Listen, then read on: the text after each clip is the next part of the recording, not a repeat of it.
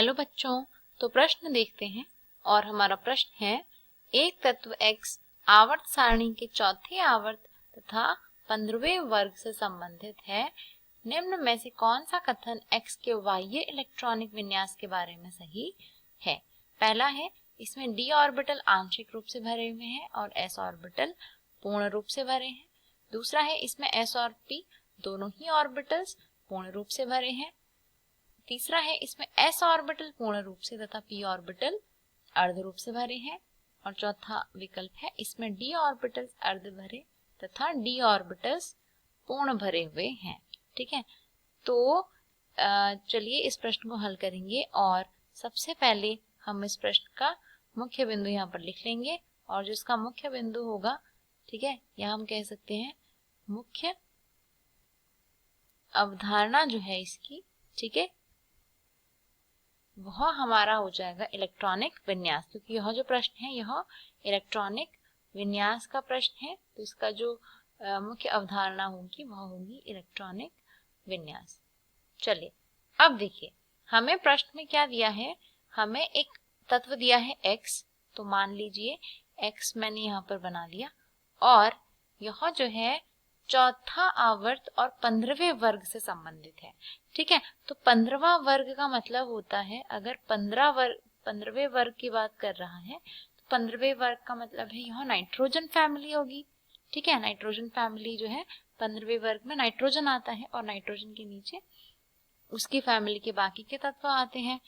लेकिन ये कह रहा है कि भले ही 15वां वर्ग है यानी कि नाइट्रोजन फैमिली का कोई तत्व होगा लेकिन चौथा आवर्त है। ठीक है, तो नाइट्रोजन फैमिली की अगर बात करें तो नाइट्रोजन तो दूसरे आवर्त में आता है, इसके नीचे आता है फास्फोरस जो कि तीसरे आवर्त में आएगा, इसके नीचे आ जाता है आर्सेनिक जो कि चौथे आवर्त में आता है। ठीक है, तो असल में यहाँ पर जो बात हो रही है वह आर्सेनिक की हो रही है क्योंकि यह चौथे आवर्त में आता है और साथ ही साथ 15वें वर्ग में आता है। ठीक है, तो चौथा आवर्त और 15वां वर्ग इसने कहा था, अर्थात यह आर्सेनिक की बात कर रहा है।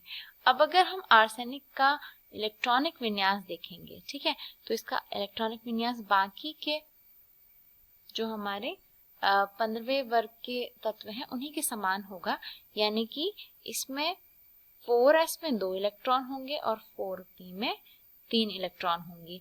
जैसे अगर नाइट्रोजन की बात करें तो नाइट्रोजन का होता है 1s2 2s2 2p3।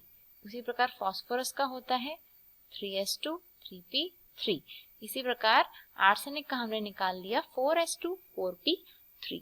अब इसके विषय में क्वेश्चन पूछ रहा है कि कौन सा विकल्प सही है। पहला विकल्प है इसमें d ऑर्बिटल्स आंशिक रूप से भरे हुए हैं और s पूर्ण रूप से। तो इसमें s तो पूर्ण रूप से हमें भरा हुआ दिख रहा है क्योंकि s में कितने इलेक्ट्रॉन हैं, 2 इलेक्ट्रॉन s में दिख रहे हैं। लेकिन d भी तो पूर्ण रूप से भरे होंगे ना, जो इसके अंदर के d ऑर्बिटल्स होंगे। जैसे अगर 3d है ना, तो वह पूर्ण रूप से भरा होगा और अगर इसके बाहर के 4d की बात करें तो वह बिल्कुल भी भरा हुआ नहीं है, जबकि ये कहता है कि आंशिक रूप से भरे हैं, तो आंशिक रूप से कोई भी d ऑर्बिटल नहीं भरा, तो यह गलत हो जाएगा।